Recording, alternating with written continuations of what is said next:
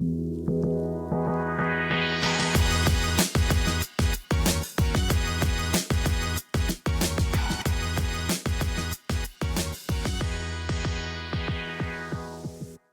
and welcome to Creative Wonder, the podcast where we talk shop, spill secrets, and occasionally pretend we have everything figured out. I'm your host, Tay Hislop, a photographer who helps marketers make their products, people, and services look so good they practically sell themselves. I've always been curious about how other creatives run their businesses, how they find clients, market themselves, and somehow turn ideas into actual income. So I made this podcast as an excuse to ask them all those questions.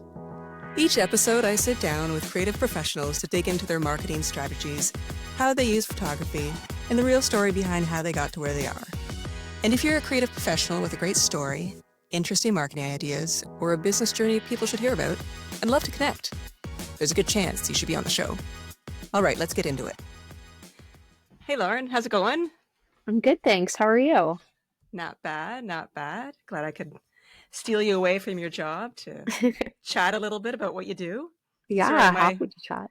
my throat is a little bit raspy today, so I apologize for that. No stress. It's the time of year for that, so Mhm. all good. At least we haven't succumbed to any of the major sicknesses, so I'm feeling very lucky at the moment. Good. Yes, we've had some team members down for the count in the past few Oof. weeks, so yeah, I'm happy to hear that all is well over there. Cool. So what I'm doing is interviewing people about marketing, about advertising stuff, and you play a role in that because you deal with accounts at Jan Kelly Marketing Agency, and I just want to dive a little bit deeper into what you do and some of the strategies you might have, and maybe people will find it helpful to hear your perspective on things. So Yeah, yeah, absolutely. let's just dive right into it. I want to hear a little bit about your journey to where you are right now. Like, how did you get there? Did you have schooling? Did something prompt you to go into this sort of business, or did you just fall into it, or what? How did you end up where you are? So I did not go to school for this. I actually studied international development, which was kind of a mix of politics and economics. I think there are lots of things that I learned in school that have transferred really well into what I do now. But kind of when I wrapped up school, I was happy to get my degree, but I think at that point I had figured out that that area was not the next step for me. I was super interested in digital space and what I was seeing on social media and keeping up with trends. And I will say I'm a chronically online human being. So marketing kind of seemed like a natural fit for me. And then when I was exploring sort of places in the GTA, I came across Jan Kelly. And right away, I was super drawn in by what I saw for the culture, the work they had done, and then doing a little bit of reading up on the humanology work, which is combining creativity and the tools and tech that are available to us. It felt like a fit for me. And I knew it would be a great learning experience. So far, super happy with how it all worked out. That's pretty cool. Can you tell me a little bit about the culture at your work that makes it different? Yeah, so the culture is a huge part of Jan Kelly. I feel like when I step into work in the morning, I'm seeing my friends and I'm seeing people that I really love to work with and I respect, and they're all great, talented individuals. Honestly, our leadership team does an amazing job of keeping up the culture. There's a really strong focus on eating lunches together every day and finding opportunities to work with people that you don't always get to work with and in-person time together. We also do lots of fun things. Like we have a loaf baking competition and we have time away in the summer that we spend together collaborating at like a cabin retreat, which is super fun. So they do a really good job of fostering that culture, I would say. Oh, that's pretty cool. I like that. I like that. I Yeah. I know I don't have a large crew of people that I work with, but the people that do occasionally, come into our studio or offices for editing purposes, or I know Adam has a few people on staff. It makes all the difference when you get along with people and you enjoy being around them, and Yeah. it's more of a family sort of situation or a friend situation almost, Yep. in some respects. And I don't know. There's something really nice about it being such a positive atmosphere to work in, right? So Yeah, it makes a absolutely. huge difference. Yeah. What does a typical day for you look like at work? A typical day is busy. I would say for me, I start off every day with coffee. That is essential. But then it's kind of sitting down and prioritizing what my day or my week might look like. I am a big advocate for a physical to-do list. So I have my notepad in front of me. I've got all my boxes to check. Usually from there, I jump into my morning meetings or my team meetings. But a typical day is a lot of, I would say, client communications and then also internal team communications. I'm really involved in keeping our campaigns moving, project management, making sure everything is moving smoothly. So I would say prioritizing and time management is a huge part of my day and Mhm. probably the most important part of my day. So when it comes to projects that you're working on, how do you manage to balance, protecting the creative vision that you or your group comes up with while still keeping the client happy? This one's tricky, but I think our team does a really good job of being intentional about our choices and being open and honest and over communicating. I think it's super important when you work with clients who really see you as that strategic advisor, sorry, or extension of their team. It opens the door for a lot of trust and understanding. So I think sitting down and having those conversations and being like, we chose to do this for this reason, or best practices tell us that we need to do this, or honestly, if you want to see results that you're hoping to see, this would be the best next step. So while it is tricky to have those conversations, I think establishing that trust with client and really being honest and intentional is super important. Oh, that's fantastic because that goes right into my next question about how do you approach building strong and trusting relationships with client? Like, what are your strategies there? Just Honestly, like being honest and being authentic, or just giving yeah. them, the facts, or I would say I'm a people person. So even before that, just getting to know them and who they are, who they work with, what success looks like to them, what their day looks like is super important. I think that kind of opens the door for a stronger relationship and stronger trust, which then paves the way into having those conversations about intention and why we chose to do the things that we do. But yeah, I would say for me, getting to know them and their life and what they're passionate about is super important. And it's helped me create really strong relationships along the way. So, I like that. That's good. I know it's super important in my line of work as far as, yeah. establishing those relationships with clients because you want them to be loyal, right? And come back Yes. because they Yeah. enjoyed the experience and they were able to get a great product from you or whatever it may be. Yeah. So I understand that. That makes sense. Totally. What's the most challenging client project or problem you've helped solve? And how did you approach it? I've had some crazy ones. I mean, I've only been at Jan Kelly for 3 years, but just with how fast paced and how quickly things can change in the industry, there's been a few that have come up. But I would say one that comes to mind, I think it was a few Christmases ago, was we were in the middle of working through a campaign that was set to launch early in the new year. And last minute, we had a new stakeholder come in and ask for a creative concept change after work had been created. And we were kind of right in the Oh middle of no. asset production. Yes. So that caused us to spiral a little bit, but also kind of come back, reconnect, create a new strategy. And it taught us a lot about working quickly and working well with each other. So that was a challenging one, great learning experience. But yeah, that's one that comes to mind, I would say. I know the agency work, from what I've heard secondhand, right? Because I'm not actually in agency work, Hmm. but it seems very fast paced. It seems very stressful, very last minute. Um, how do you go about like dealing with that stress and pressure? Like, how do you personally manage it? Yeah, I would say, as I mentioned before, like time management is huge to me. That is the key. Like, whether it's blocking out holds in my calendar to make sure that I'm getting the things I need to do done, having my checklist beside me.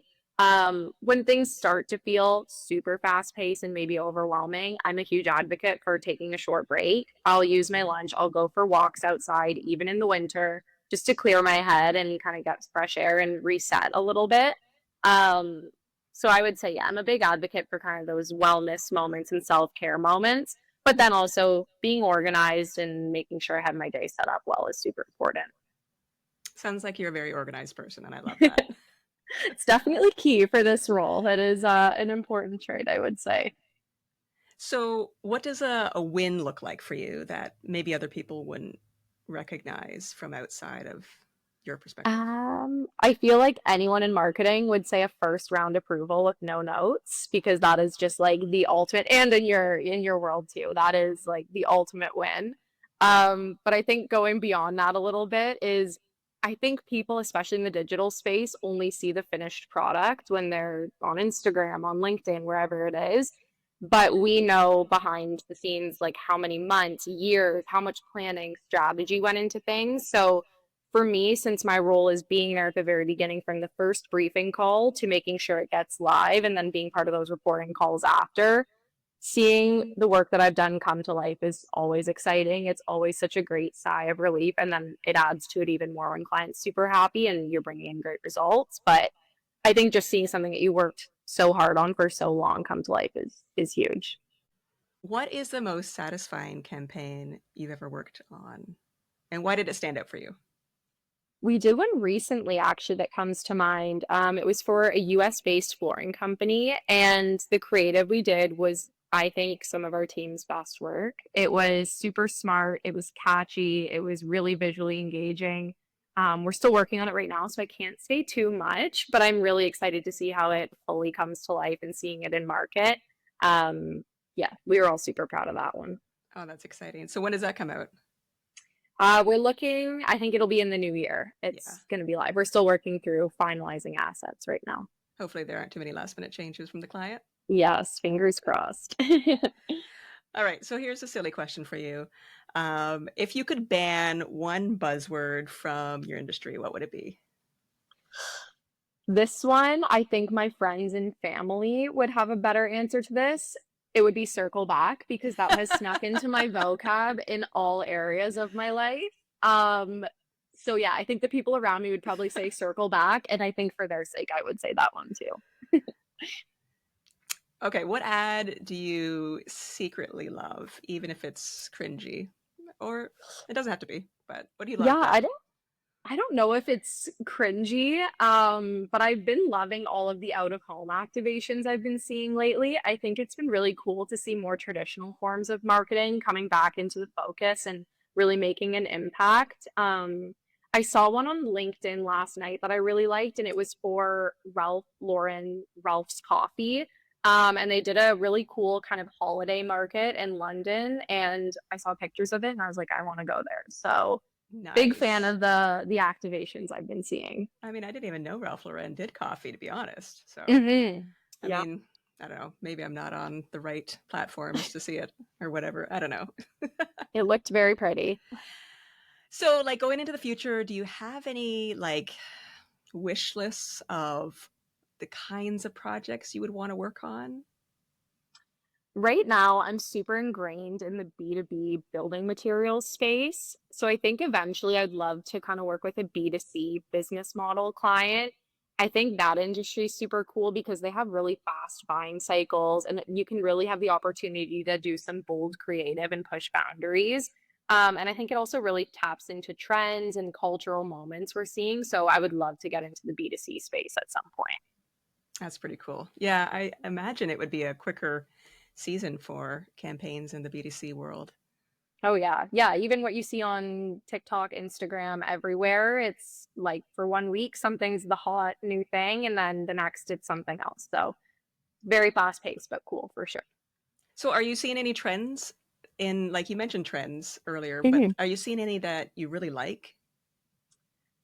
I it kind of ties into what I said, but I'm loving the out of home activations. I think like I said also I'm chronically online, so I'm seeing lots of influencer content, lots of UGC content, and I think some brands especially in the US are doing a really cool way of working with influencers by doing these really cool brand collabs. Like, especially around Christmas time, they're delivering advent calendars or having personal team members go to people's doors and deliver things to them, big brand trips. I think Hmm. they're really working with their audience in cool ways. Can you explain to me, because I might not know the lingo, what Mhm. out of home, experience would be? Or what was Yeah, it? so out of home, yeah. Activation. Out of home Yeah. activation? So it's kind of any type of like campaign, I guess, scene that you would see that isn't digital. So I've seen one, I forget what brand it was for, but it was a car that was on the street that was crushed, I think, with a bunch of drywall. And that was part of the brand's activation, is having people walk by and be like, oh wow, what is that? They just have really cool stopping power. So yeah, it's really sort of any like scene that a brand is putting on in person that you would walk by and see. Yeah, like something that would really grab your attention that's not Yeah. normal, that is out of the ordinary, that's Hmm. physical, right? In the physical Yes, world. physical. Yeah. I like Yeah. that. Even like billboards would be an easier example to think of. Like you drive by those all the time and there's cool, interesting ones. So that would be an out of home Hmm. tactic that a brand would use. I love hearing about all these different kinds of like marketing strategies and like all the different ways that you can reach people in different Yeah, platforms and stuff like that. It's very fascinating. it's Um, very fascinating. so, just to wrap up, what would be some advice that you would maybe give to someone who might potentially be interested in a similar job to yours? I think honestly, have an open mind and be curious and ready to dig in. Being someone who didn't go to school for this, it was a big learning curve, but I think staying open minded and eager to learn and keep up with things was what really helped me like kind of push to the next few steps in my career. Um, it's a big thing that we say at Jan Kelly, but be curious, be excited to learn more. I would say that that's crucial for sure. Very nice, very nice. I like that Yeah, advice. That's good. That's good. Well, I think that kind of does it for us. I mean, that's all the questions I had. And if I have any more, I'll let you know. But awesome. thank you so much for being here. Thank you for chatting with me, giving me a little bit of insight into your world. That's pretty cool. All right. See you later. That's it for this episode of Creative Wonder with Tay. Thanks for giving it a listen. This podcast is produced by Tay Photography. If you enjoyed today's conversation, make sure to follow the show, leave a comment or rating, and share it with someone who'd love it too. It really makes a difference. And if you need commercial photography that actually grabs attention instead of getting lost in the scroll, get in touch. My goal is to take the chaos out of commercial shoots and turn them into a smooth, easy process. You can find me online at tay.ca or on Instagram at tay_creatives. Okay, go make something beautiful and back up your hard drives.